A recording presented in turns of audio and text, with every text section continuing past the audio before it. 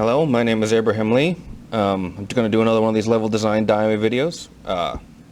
People seem to really like this sort of thing, so I figured I'd do it again. I have my notes in front of me. I'm ready to go. This one I'm not starting in the level, because this one, called Bridgehead, is actually a level I released on Ambushville 2 as part of Run Think Shoot Live.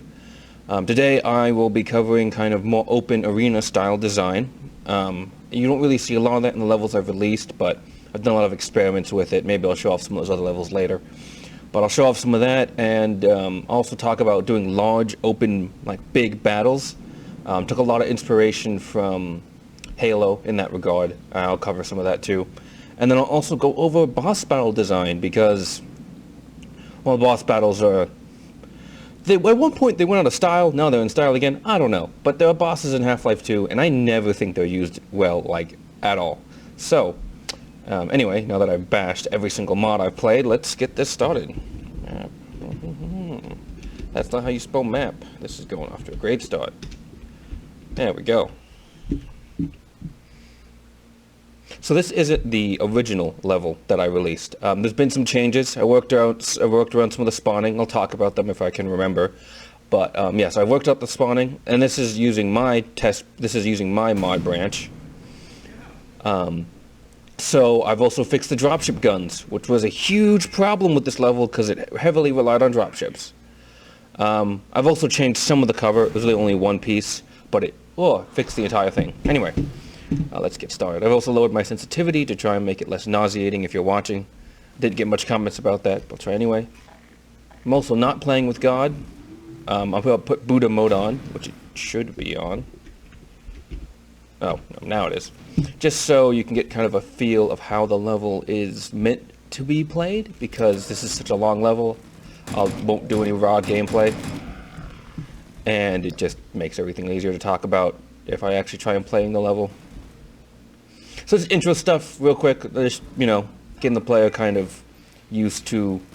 I don't know how long it's been since they played the last game, so it's always a good idea to, you know, ease the player into things. And because I have this huge vista coming up, I like the idea of starting indoors. Yeah, good job, dude. So yeah, here is the level, and that gunship might come in handy later. Who knows, maybe not. Just scouting the area for now. And yeah, that was inspired by some, like, European cottage village I saw. But, oh yeah, my objective is to open the gate. That was very difficult to get people to kind of understand and see this. It's kind of convoluted. The main reason I did this was so that I could get players to explore the space first, because you see that wire leads all the way over there, just so they get used to the space, because it's pretty large, and you need to really use all of it in the ensuing battle. What was I saying? Oh yeah, inspiration. So yeah, I was inspired by some sort of like European cottage village. Oh yeah, I forgot. Just in case you haven't seen my previous video, I'm using some custom weapon skins and other stuff. I will link them in the description below. But, yeah. God, it's hard to commentate and play at the same time. Let me just kill this zombie. But yeah, so the thing I really liked about this kind of style of building was that, one, it allowed me to do things that were very vertical and multi-layered. I don't get to do that a lot because, I don't know, I have a bad imagination or something. But I also liked it because a lot of the rooms, while the buildings were individual structures, the rooms were all separated. So that's one thing that's always hard to kind of reconcile in these arena-style combat areas, is you have this large open space outside, but the player could just as easily camp indoors the whole time. And if you have like a sort of typical house, indoors might be very complicated. You'll notice this on the coast in Half-Life 2. A lot of the levels are, the indoor and outdoor spaces are very separate. Now, part of that is due to optimizing reasons, because it's an old game, but also, like, the indoor and outdoor combat doesn't exactly gel very well, and they feel different. So by having these individual rooms that don't really interconnect and have big open windows, there's a lot of, what's the word? You can... it's all still feels the same intensity. Like, you can't run into a house and the battlefield entirely different than as if you were outside. There's also some other scripting, a lot of scripting going on in this one because it's such a huge level. But I will get to more on that later. Oh yeah, and I also have allies running around. I'm very careful with when I decide to use citizens, because they have insane amounts of accuracy. And they also don't flinch at all. Like when shot, they don't really, like you'll see soldiers and especially Metro cops, they'll flinch a lot when shot, so that you can actually stop them from shooting when you're getting attacked. Citizens don't do that. So they're not, on their own, they're kind of just essentially mobile turrets. So, which isn't very fun. I see why they made them this way, because they want them to actually be useful. They're still not, but you know. So the ones with guns, there's only 2 with guns, and all the rest have none. I do this more for ambience reasons, because it's supposed to be this big giant fight, even though things are really quiet right now. But it's supposed to be this big giant fight. And yeah, so having all these other people around who really can't contribute, but sort of act as set dressing, is really nice. I was also inspired a little bit by XCOM 2, or actually both XCOM Enemy Unknown and XCOM 2. The what's it called? In that there are missions where you have to kind of protect these resistance safe havens, and there's a bunch of unarmed people running around. So yeah, I did some of that. Really like fast zombies. I won't talk about them. Ooh, oh you. I won't talk about them too much, but getting them to run along rooftops, I noticed an opportunity to do that, so I did. I'll probably link the description to this original level. Oh god. Oh god, please just get rid of you. Yeah. So yeah. This is something where I was inspired by Halo actually, in terms of adding these guys. All of the shooting resistance members are using what's called an AI goal standoff. It makes their combat a little bit more interesting. They'll kind of crouch down and peek in and out of cover. I don't know what this guy is doing. Yeah, they're going to crouch down, peek in and out of cover, because a lot of the role of player allies in video games like this, where it's more of a power fantasy, is to die and look cool. So standoffs are a good way to get citizens to do that. I was inspired by Halo in this regard, because the Marines in Halo are a lot like that. When they're fighting aliens in the Covenant, they don't really do too well. If you give them a power weapon, sure, but by default they don't do too great. They're just there to kind of say funny lines and kind of hype up they're your hype team, so to speak. Citizens kind of act like that in Half-Life 2, but not as much, because it's a little bit more grounded. You're also not a hulking space marine. You're a nerd in a suit. RPG citizens, they are a pain in the ass to deal with. I don't know what's up with their AI. I've looked into it, still don't get it. But yeah, getting them to shoot anything is really tough. So yeah, I kind of just penned her in there, and it's just like, please just shoot. And I'm just praying. What was I? Oh yeah, die and look cool. Yeah, the Marines in Halo do that. Man, that's kind of what I got these guys to do. Hopefully, as I do these commentary things, my commentary will get better. Let me look at my... Let's start off this whole sequence. So, it's called Ambushville, and I kind of had this idea brewing, but I didn't start building it until Ambushville came along. And I found a way to get it ham-fisted in is, oh look, you're about to escape, and then... Gunship shows up, shoots the container, it starts going on fire. Hopefully someone will notice. Hopefully is the key word. And then it explodes with very janky... Oh, you are not in a good space. This gunship... I like gunships a lot, because you can actually fight them out in the open, theoretically, if you're in the right spot. Now this is where I will admit I've made some mistakes. So this gunship's supposed to destroy the bridge, and then when he takes his first shot, or a timer goes off, he's supposed to... Oh, he got me. Yeah, and then he runs away. That's not quite... And then there's this really long pause, because I wanted some time for the Combine to show up. The pacing for this is just weird, because often the bridge will blow up and the player's like, well, now what? And you really just need to wait for the next thing to happen. Not the best game design, I'll admit that. So I've kind of talked in my previous video about cover design, where I like having... Oh, don't flash me. islands of cover. And you can see that a lot here, because there's this giant open sort of no man's land between the different houses. So all the cover is kind of grouped around the houses. And same here with this street here. I've also worked the node graph. Oh yeah, and here they're going to start coming. Yeah, let's hope they don't die instantly. Yeah, so I've reworked the node graph so that there are very few nodes here in the middle. And they're more covered around the houses. So you'll have these interesting situations where you'll see someone run. Oh yeah, and there's a standoff in action. He's crouching. They don't normally do that. You'll see soldiers and citizens kind of run across this open ground to get a good shot or take cover.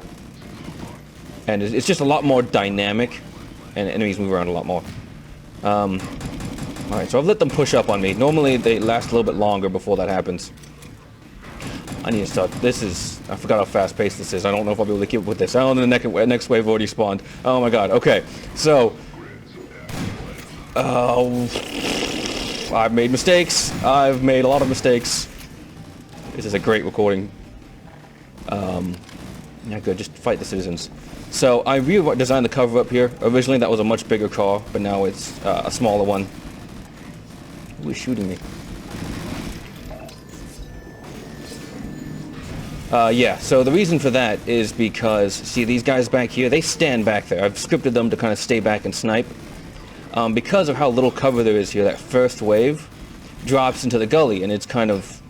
You have the high ground, they've got okay cover, but you have the advantage. The thing about these guys with AR2s, they've got range, but they also stay up there, and because of how bad the cover is up here, they kind of naturally force you back into this bowl. Which is a big design choice I also made, was to make this kind of bowl design so that if you're in the middle, it's a bad place to be. So you need to kind of stick to the edges. But with the way the enemies spawn, they spawn from different sections of the arena. They're always kind of forcing you into the bowl. So it's a lot more tactical in that way. And with the way I've scripted up these AR2 guys, it makes it feel like that they have an actual strategy. I've also kept the numbers low.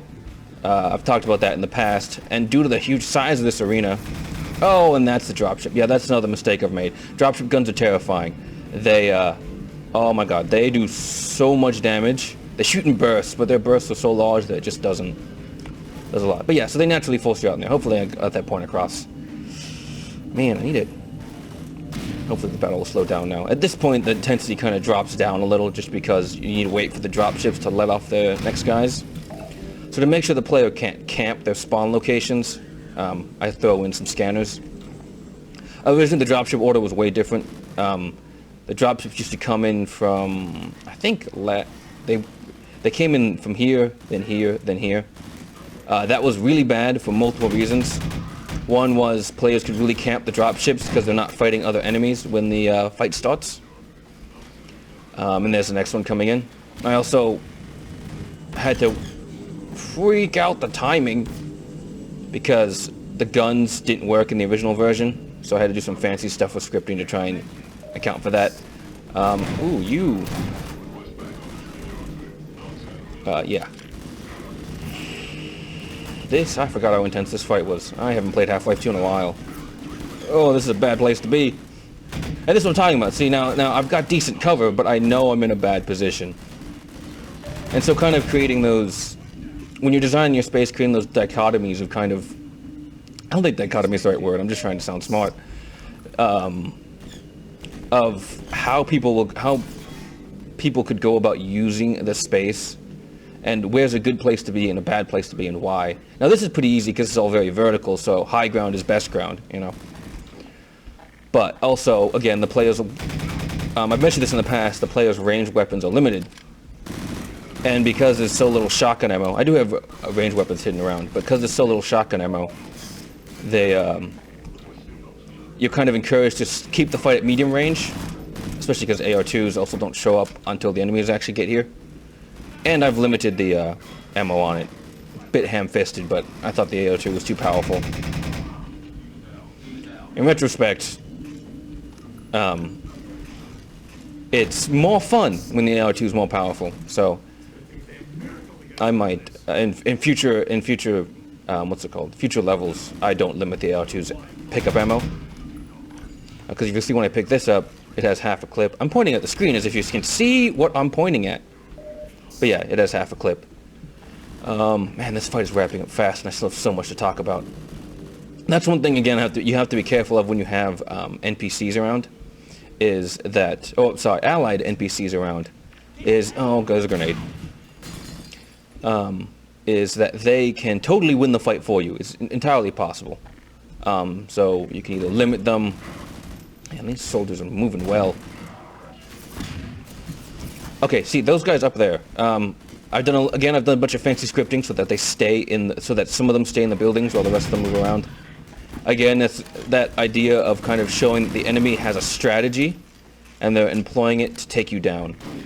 Wow, this fight goes really fast. Yeah, so that they kind of have a strategy, and they'll employ it to take you down. And then I release them during the later parts of the fight, so they don't just camp back there the whole time. Very, very fancy scripting, very hacky. Valve does this in one of their own levels, with the Hunter Chopper and the Advisor. They have them garrison a building like this. And I always really like that. They feel smart, they make less dumb moves because they're already in a well-defended position. And then I throw in some elites at the end here. Just because I buffed them up in this mod.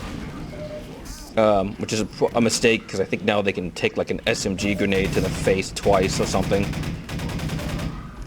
But I throw them in more for thematic reasons, to show that, hey, this is their elite forces, your waves are almost over.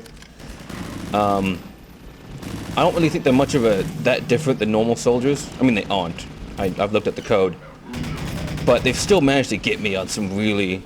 get me in some situations when I played this. Because they have just enough health to mess up your rhythm. Like, if you're fighting Combine, you get kind of used to how quickly they can fall. Where is this guy going? Oh. Yeah, so they've messed up my timing, and often they mostly get me back here. I'll be back here, and they'll come around the corner, and I'll shoot them, and they won't fall. Like, I'll hit them with one shot, they'll just flinch, and then just gun me down. So... the health buff does come in handy. It's normally not as noticeable on normal, but on higher difficulties when your damage is halved, it definitely is. Oh, I've talked about a lot. This arena design. I'll let the gunship do its thing. Oh yeah, that. So a lot happens here at the end, because I need to get the player an infinite amount of rockets.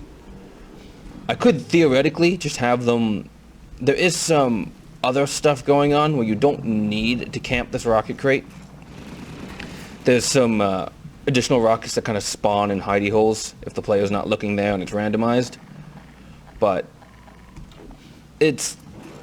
you still need a rocket crate. It's just a fact of how what's it called? Half-Life 2 is designed. I'm not a huge fan of it, so I always try to make the rocket crate in a risky position. It's just a general good design anyway. You don't want players to be able to camp. So this rocket crate there's no cover. You're protected from the left and right, but you also can't shoot him from here. So this also protects you. If you're really good at the rocket launcher, you could like curve it around. And it also has a perfect sight line for the gunship to fly just right here. And it's hard to dodge his attacks by just standing here. I still don't quite understand how gunship dodging works. But you know, there's a way to do it. It's not like Striders where they'll always hit you. Gunships, I think they shoot in a line. So if you can kind of get around that line, I think if you curve under it is the best way to do it. If you're directly underneath them, they won't do that sort of stitching behavior that you see. The HDR will show. Here, I'll wait for it. Yeah, you see how he starts shooting in that direction, moves his way forward? It's a really high-level tactic, which I can't believe I'm talking about high-level tactics in Half-Life 2. But yeah, most players can't do it, so I tend to give them cover anyway. Okay, let me make sure before I start fighting this gunship.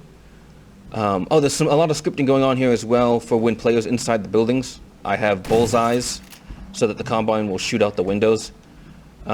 They shoot through windows anyway. The main reason I do this is both to keep the intensity of the fight, so as the player you still feel involved. That's also why, if you noticed earlier, the citizens when they were shooting the enemies, they still kind of stayed near me, and that's some of the standoff in action. So that the fight always feels like it's around you, even though there's relatively small people at a time. I think at max there are 2 citizens and 5 soldiers active, maybe 3 soldiers and a couple manhacks. But yeah, so I have them shoot at the windows both to keep the intensity up, and when these bigger windows break, the Combine can do their grenade throw calculations, because they won't throw a grenade through a breakable window, because, you know, stuff like that will happen, and they kill themselves enough as it is with grenades. But yeah, so that's another reason I do that, so that they can try and throw grenades and flush you out. I normally don't, but just on the off chance they do. I think that's a lot of this sort of open-ended level design, is you're kind of setting it up for interesting things to happen. It may be a small chance that they happen, but you're still setting it up for that. For example, one time I was fighting from here. I normally stay outside just because I have more maneuverability. But I was fighting from here, and some Combine actually went up onto that balcony over there and shot at me from that balcony because they had a good sightline with how this was laid out. Complete accident. Yeah, complete and total accident. Was amazing. Just due to the ranges of how their AI works, they typically they wouldn't go there, for example, but they'd go there. If you look at the Valve developer community, I made a page on it called AI Metrics. It talks about all of the different stuff, distances hard-coded into the AI, that helps them with cover calculation and line of sight calculation and other stuff like that. But yeah. And then I think this is a good time to mention, when designing this arena, I made sure that there were no dead ends whatsoever. So this is kind of difficult to do. I mentioned this previously. You're always having good sight lines. Like this one, I guess there is a dead end in some regard for the AI, but it's such a small space it doesn't matter. But like this upper balcony area, there's a staircase over there and a staircase over here. Doesn't really make sense, you know, if you like architecturally. Normally there's only one staircase in most buildings. But the design, oof, yeah, that's a glitch that I always forget about. God, I keep getting sidetracked. Gunships, they have a flag for bullet penetration. I think it's an old feature, but it comes in because glass supports bullet penetration, which is another reason I did letting the Combine shoot through it, because that always looks cool. But it glitches out when it comes with gunships, and so they kind of just... it multiplies their damage when it should be doing the opposite. I don't know, it's very strange. But easy way to fix it is just hit that flag. I never did. I'm an idiot. But yeah. Where was I? Oh yeah, no dead ends. This is also good for the AI because the Combine... Half-Life Alyx does this too. I found this out the hard way when designing a very tight level. Is that they decide where to go, but they don't necessarily think about what it takes to get there. So if this was a, what's it called? If the only entrance was this stairwell here, and let's say a Combine was over there, and he wanted to take cover, or I guess he would take cover. Oh, anyway, whatever. He wanted to get from here to outside. He wouldn't run towards me and then around me. He would actually run towards me and through me to get where he needs to go. Because they have to... It's not Valve's fault, a bunch of games do this, but they typically design their environments well enough that you don't notice. But yeah, so it would look like he was charging me when really he just wants to go outside and do his own thing and be left alone. But I'm in the way. So the nice thing about adding multiple routes is that it gives the AI a lot of opportunities to act smarter and not take really dumb routes. Because overly linearized design is bad. What else? Let me just look through my cover. Not my cover, my notes. Oh yeah, part of the dropship design. So originally, I think I talked on this before, the dropships went in kind of this circular motion. When I redesigned it, they went across from each other. So it's a lot more of a, you're kind of getting pinchered, but not really, since you typically wrap up one wave before the next one's done spawning. But that also makes it harder for the player to camp the dropship, because they're typically on one side of the arena when the next one spawns. If it was kind of circular, you can kind of camp, shoot everyone in the face, camp, shoot everyone in the face, camp, shoot everyone in the face. There are plenty of videos online of that happening at the battle at Lighthouse Point. That battle's a lot of fun if you don't camp the dropships, but that's really hard not to do. I also took a lot of care in designing these dropship locations so that that would be difficult to do. So like this rock here, the dropship lands... Let's wait for him to pass. Love gunships. The sounds are amazing. The design's amazing. Just the synths in Half-Life are so well done.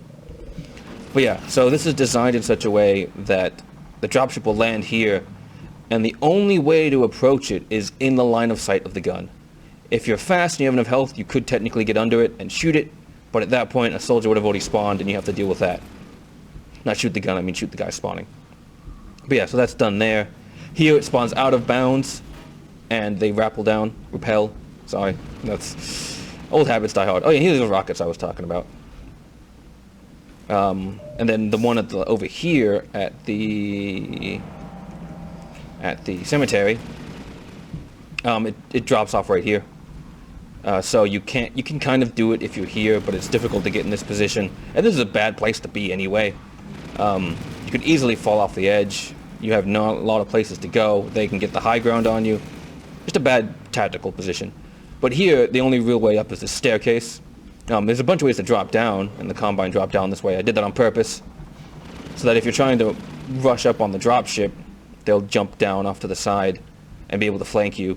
And you're also, the gun's going to be like right there. It's hard to see with the HDR, but the gun would be right there, and you just get drilled into. In retrospect, I should have disabled the guns until they started landing, because the dropship guns, they can depress, I think that's the word, very far, like straight down, as you noticed, and there's not a lot of warning for when they're about to shoot or whether or not you're even in range of the gun. So you really don't know to take cover until you've lost half your health to a dropship gun. So I'm kind of glad that they don't work, because I can imagine some mods, they don't work in typical Half-Life 2, because an update broke it. A long history, won't go into it.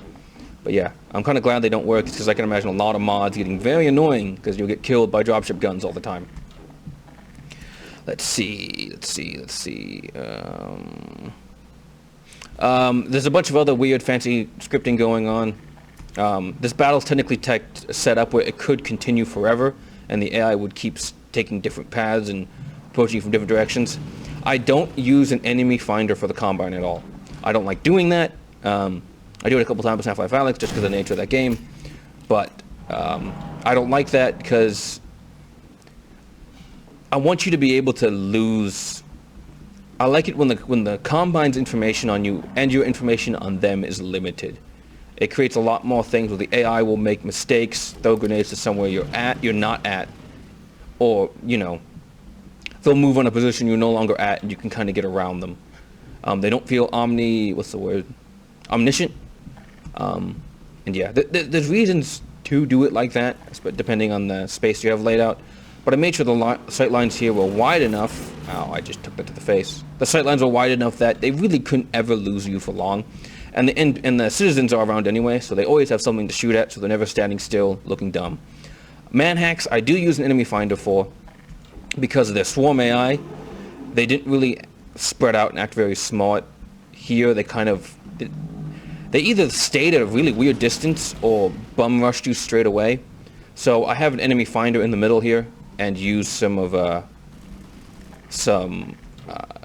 it to be an enemy, I think that's the word, so that the swarm AI will recognize it as a squad member, so that when they do this little swarming spin things that they like to do, if you ever see manhacks idle, they tend to follow each other like orbiting. It's kind of like that. They essentially orbit around squad members. This doesn't work anymore in Half-Life Alyx. I mean, it does, but they only do it to manhacks. They no longer just do it to everybody. But that's not the case in Half-Life 2, and so I took advantage of that. And there's an enemy finder in the middle, so it helps them kind of orbit around the arena and spread out more.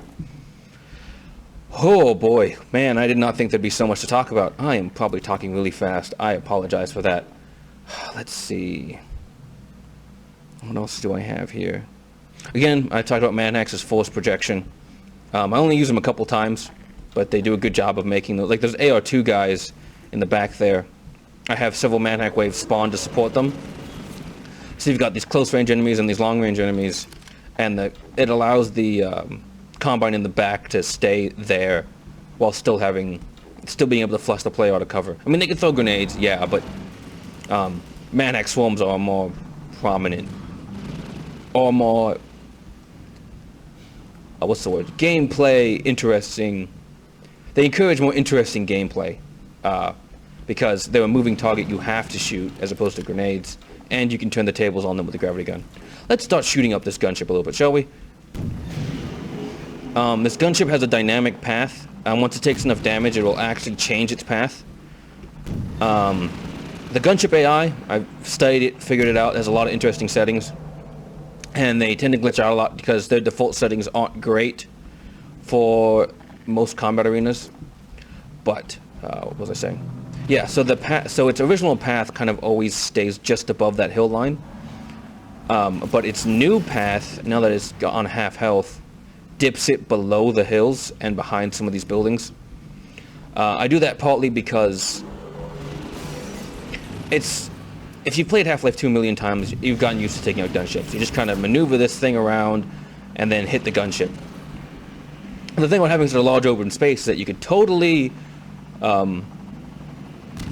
miss it. Like, it could totally go too far and you have to loop it back around. But additionally, the gunships will actually try to keep the maximum distance they can from a threat. By default, anyway. You can change that with inputs. And that... Ow. So when they see a rocket, they'll actually actively move away from it. And so by designing its sort of patrol route, scanners I also throw in to kind of mess up your timing. I've experimented with this in another level. I really like it. Soldiers are a bit much, even though people have done it before. I think it just doesn't feel good because you're dodging the gunship's attacks, and you could easily get completely killed by the hit scan weapons of the soldiers. It can work, but I feel like it doesn't feel as good. So I've used manhacks and scanners. Manhacks I've tried in the past, but they got annoying because as you were guiding the rocket, they would run towards you, and you can't switch guns while a rocket's in the air. Yeah, so that... I thought about manhacks for this, but at this point, I thought scanners were better, and any excuse I have to use shield scanners, I can. Or synth scanners, whatever. The ones that you just saw, that weren't the mechanical, robotic ones, the more synth-like. And so they're nice because they can kind of blind you. And my whole design around this fight, it can get pretty intense of higher difficulties when you're low on health. I'm already running out of health packs, and I'm taking a lot of hits. Is that with the design of these buildings, and you're typically on this level, you're typically, oh my goodness, you're typically on this level. And so, with the gunship trying to take its distance from the rocket, you'll get objects in the way of your laser, and so you'll kind of, oh my god, leave me alone. Leave me alone.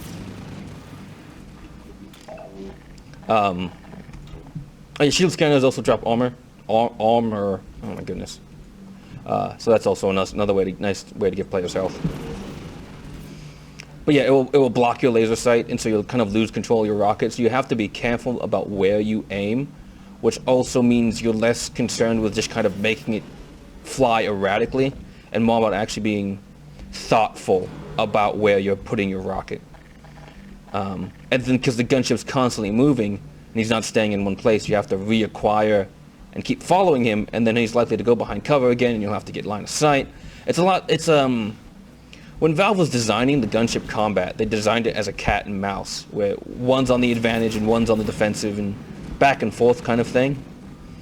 And so that's what kind of inspired this, is kind of encouraging that kind of play style that gunships are normally meant to encourage, but if you played the game enough and got good enough at fighting them, it doesn't really work like that anymore. And gunships also when they fire their burst, they commit to a target. So with how open some of these areas are, and with the position of the rocket crate, even if you get a rocket off, it is still likely to hit you.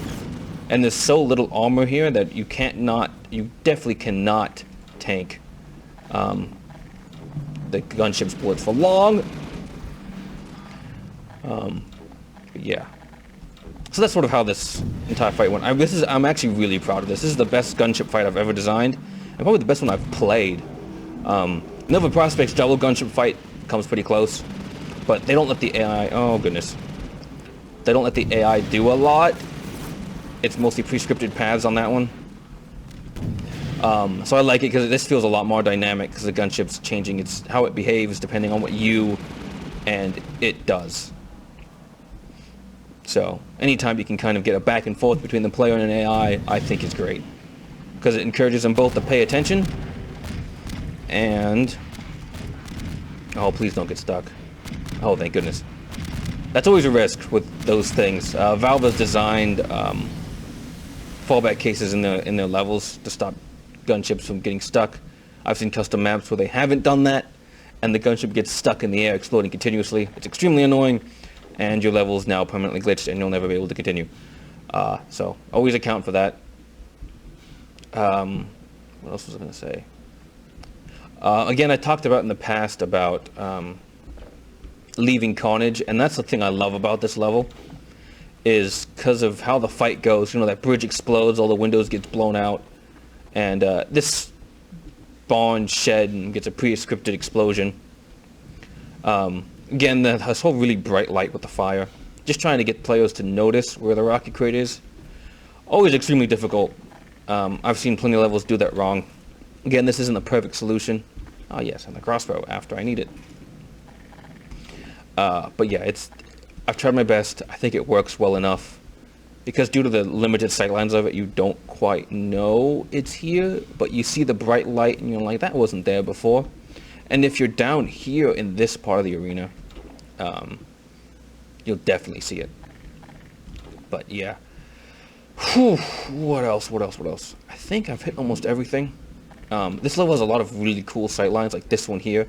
If a combine's up in that window, this is just a cool place to have a battle, because they'll be running around down here. Again, I designed this loop so that they don't act dumb when they need a retreat. They can also go around that way. I use a lot of kind of crouch cover. It's not really crouch cover, it's just kind of short. Again, to give them a little bit more protection. Those stray bullets won't kill them instantly. And it also helps segment up the space some. Yeah, it just helps separate the space and guide the player movement. Because in earlier versions of this, you are constantly getting stuck on things, and the collision was just weird. I've worked on that some, so that it's not as bad. You see, normally I'd get stuck on that, but I think I put player clip brushes around this. That's always important, is to make sure that player movement is as smooth as possible during in a combat space. Because in the heat of the moment, the player's not really thinking about, you know, walking straight on this line. They're kind of just smashing themselves against the wall, desperately trying not to get shot. This is another thing to keep in mind for Half-Life Alyx, because teleporting can get kind of wonky. They do a lot to make it where you think you're going to go is where you're going to go. So having like little bits of geometry in Alyx will typically make it where you can't actually stand on it, so that you're more likely to not go up against the wall when you teleport over there, even though if you teleport aim... I'm moving my hand as if you can see what I'm doing. If your teleport aim isn't as great, you'll still go to where you need to. And that's always very important, that to make it where things kind of happen as the player expects it to. Now, you could have unexpected things happen, definitely. But like, when the player throws a grenade, you want them to throw a grenade. Now, whether or not it will fly straight or knock against the wall, that's another thing entirely. That was... oof. Oh, sorry, dude. Oh yeah, I control citizen spawning. Really minor thing, but I figured I mentioned. I control citizen spawning so that there's always at least a couple guys around, but toward the end of the fight, I limit it so that the Combine focus more on you, and so that it's clear that the fight is taking its toll on the people here. You can save some of them, and the level's scripted so that you can't. They'll go across this tree with you to the end of the level, and they'll cheer at the death of the gunship or whatever. I also wanted to experiment with making things not straight. Extremely hard to do in Source 1, especially because I tried using instances, a more hacked version of it, because they don't work in Half-Life 2's Hammer. had to. It's still the what's it called? The lighting engine doesn't still quite know what to do with some of these walls because it's kind of glitchy. If I built them from the ground up, off grid, probably would have worked fine instead of moving them and then rotating them all. What's it called? The visibility calculations are also really weird. So I try to simplify them as much as possible and use area portals. Because if you back away, yeah, you can see the windows graying in there. But yeah, I'm really proud of the way this turned out, and this was a passion project, and which is why it took a lot out of me. But I'm still really proud of what I did. It's a shame I never found a good avenue to release this level, because it needs this mod base to really work right, or at least it needs I guess a map base could work, the map labs thing, because I think map base has the dropship guns fixed, but I also just like the combat in this better, because I use a lot of SMG soldiers, and I want them to actually be a threat. Also, the AR2 solo ammo, so you have to rely on the SMG and pistol more, so I want them to actually be useful. So it feels better with how I have this mod laid out, but this is the most complete level out of everything I have in this mod. Where was I? But yeah, I love these buildings so much. I'd love to try and make like a Ravenholm Lost Coast-esque town with this style of building. That's another thing that inspired me. That's right. Was the towns you see in the buildings you see in Lost Coast that you never get to go to, that look across the river. That's another thing that inspired this design. But yeah, I think it really unique architecture, really visually appealing while still keeping the shapes relatively simple. You know, there's still boxes in the end. You can add some extra details for support and stuff, but yeah. And it uses default Half-Life 2 assets. You know, these are all like cobblestone. This is all like, most of this, even though I'm running episode 2, I tried really hard just to use Half-Life 2 coast assets. Just to, I don't know, more as a personal challenge. I think that's a episode 2 texture, while these are, everything else is Half-Life 2 textures. No, just sort of a personal challenge, and to show that you could make interesting environments without having to use super highly detailed, fancy new textures with all the bells and whistles that they now have. Yeah, because there's a lot of stuff you can do with simple brushwork if you know what you're doing. No, most of the time I don't. I'm not a great guy, but a great guy. I'm not that either, but you know, I'm not a great graphics guy. But when I find some good inspiration, I can typically make something relatively good, or relatively nice looking. Let's see. I'm not going to show the node graph on this one. It's a mess. There's so many, and I think on some of these larger levels, not this one, but there was one level I had so many nodes that it crashed the game when it tried to render them all.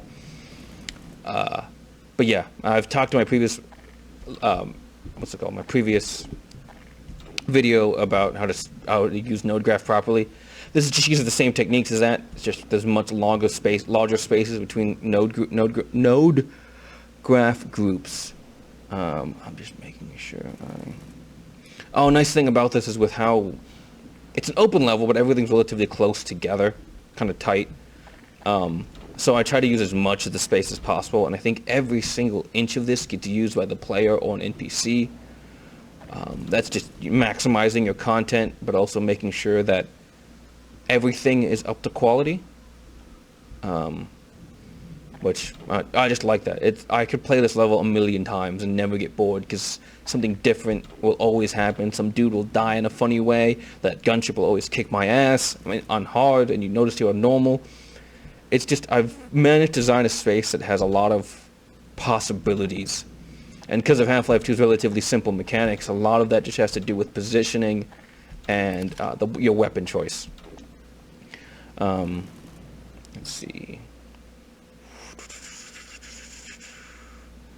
Use of space, garrisoning buildings, spawning, balanced scripting, no finders, cover, manhacks. Yeah, and so I've just due to with all the thematic stuff going on, you can keep the AI levels, the level of active AI anyway, relatively low, as long as you script it, because a lot of the scripting in this, I mentioned it's super complicated, but that's more because, what's it called? That's more because I like messing with scripting, and I finally figured out how branching assault paths work. This is mentioned in the Half-Life 2 Episode 2 commentary for the White Forest Inn ambush, so I took advantage of that. But the majority of all this scripting does is make it so that the AI spread out, and you could do that very easily with just something like an AI scripted schedule. If you're into Half-Life 2 mapping, you know what that is. It just tells them to run to a point. That's all it does, and stop or keep going depending on what goes on in the world. I use assault points just because they avoid danger sounds, so if you know where they're going to be, they'll avoid the danger and then return to their path. I'm not going to get into assault points, super complicated, really good, strong system. But yeah, so a lot of the scripting just causes the AI to spread out. Like even like when they get off the dropship, they have set points that they'll go to. Dust off points, I believe they're called. And so all the scripting is making the AI spread out and then letting go. It's like, okay, you're in a relatively good position, now make your own decisions. Because the AI in Half-Life 2 and in most games are actually pretty simple. Alex does some extra scripting to make sure that they spread out when they make contact, but for the most part in most video games, the AI doesn't actively try to spread out because that can get computationally intensive. A million reasons probably for it, but the biggest one I can think of is that you need to keep track of everyone, and if you have huge battles like in a game like Halo, getting people to spread out and keeping track of all of those, and they're all doing their calculations to figure out the best place to go, will be very difficult. So most games, they just don't do it, and then they let scripting and enemy placement be what it is. So, like, just the way an engagement starts, especially in these bigger battles like this, can change the entire fight. If all the Combine came down, spawned right here, terrible fight. They'd spread out, they do their best, but they do awful. But they spawn in air quotes in a line all along here. So automatically, interesting things can happen because you can't keep them all in your field of view, so they flank you around, and the amount of time it takes you to kill one and move on to the next is long enough that some third guy could probably do something interesting or cool before he dies. Yeah. So, while the enemy count in this is technically larger than the last level I talked about, the fight... how do I put it? The amount of enemies I'm fighting at a time is not quite different from it is in those smaller fights. There's maybe one or two extra guys, just, you know, to keep the intensity up. But it's the distance between enemies, or the next enemy, is what makes the difference between an more open combat and close quarters combat. I don't know what I'm trying to say with that. That was a really weird sentence. What I'm trying to say is you don't need a lot of enemies to have a big fight. A lot of times, parts of a big fight is just the flare, you know, bullets whizzing by, distant explosions. You can still hear gunfire from over there. You notice this in... I'm kind of rambling now, but I need to mention this. You notice this in the final Street War map of Half-Life 2, the one with the two Striders running around. At max, you're fighting like 6 soldiers, 1 Strider, 2 at the end, because they work with the spawning so that 1 Strider's only ever active at once, and like 4 citizens. And it's such a quarter that the citizens die like it's nothing, because Striders kill citizens like it's their hobby, their day job. I don't know, like they're clocking in and out of work. It's just, hey, a citizen, bam, dead. Okay, now what was I doing? That was a terrible joke. Man, why did I come up with that joke? Anyway, so yeah, but it's just the presentation of it all is what makes the fight feel much bigger than it is. And that's why music, I think, plays a big role in conveying the mood of a fight. Alex does this almost to a fault, because they will often use music to bridge different engagements together. That the feel of the fight is often dictated by the style of the music and how it happens. So like here, when the enemies first spawn in, there's that track that plays. And that kind of sticks with you, even though the track doesn't last as long as the fight. That feeling of they're rushing you, you're holding the line, that sort of Lord of the Rings, what's that? The second movie, there's a giant fight with a wall. But yeah, that kind of feeling kind of sticks with you as the fight goes on. And with the peaks and troughs of the emotions that you feel during that fight. Yeah, so basically, use music well, and while presentation isn't always a big thing when testing, keep that in mind when designing your fights, because it can make them feel drastically different. Like that track in Half-Life 2 Episode 1, Guard Down, my favorite track in the entire Half-Life 2 soundtrack. And I think it's the closest thing the Combine Soldiers have to a theme song. That fight is actually pretty lame, and it's I think it might have been better at release, but after updates and stuff, it's a weird, oddly paced fight where like soldiers drop down, this music plays, and you feel like you're going to be in for this really long struggle, and then you kind of go into a basement and it's over. But that song and that opening sequence of them shooting from you and above, scanners coming in and them rappelling down, gives a nice tone to that fight, even if that tone doesn't really... Like, if you didn't have the music in that, I know people can play that without the music, and you didn't have the scanners, and you just had Combine show up on a rooftop, and them coming from a barricade, it wouldn't feel the same as if they rappelled down, the scanners came in, and the music hit. So, yeah. I have run on long enough. I thought this one was going to be less rambly.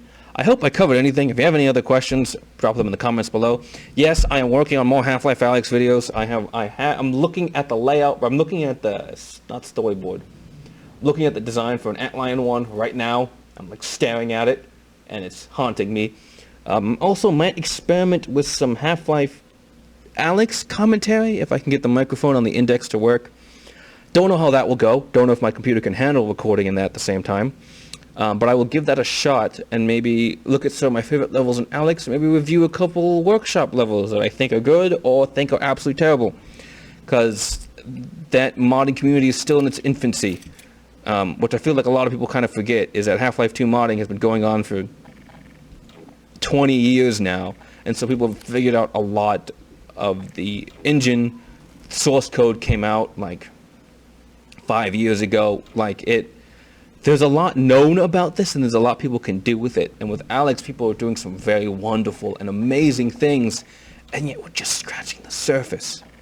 And despite Valve making these levels, Half-Life Alyx itself, that are like, hey, here's how you do VR, there's still some mistakes that I see people making. Or they're trying to make a different game than the one Half-Life Alyx was designed to be. And there's that struggle. You see that in Half-Life 2 levels as well, but there's that kind of clashing. But anyway, that ramble was a lot. But I've done a lot less petering about, mostly because the Combine have been freaking me out. I forgot how quick this fight was. Wow, I tightly paced this like crazy. Wasn't always like that. Original version, pacing was terrible. There were like big 10, 20-second pauses between waves. Just awful. But tightening up the pacing and how many enemies are dead to trigger the next wave helped like get this thing tightly wound like a... I'm not good with metaphors on the spot. I need to work on my metaphors. But yeah, turned it into a tightly wound, well-paced experience. If I ever do get around to releasing this mod, this is definitely going to be one of the first chapters, because I really enjoy this, and I think some other people will and should enjoy it too. Not like...